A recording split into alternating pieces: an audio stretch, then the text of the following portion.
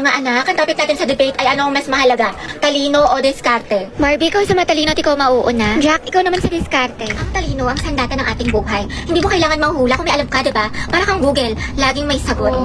Tama. Oo nga, pero ano silbi ng talino kung hindi mo alam paano gamitin? Minsan kailangan mo ng lakas ng loob at strategy. Parang may recipe ka nga pero wala ka namang kalan. Paano mo lulutuin? Paano kulang?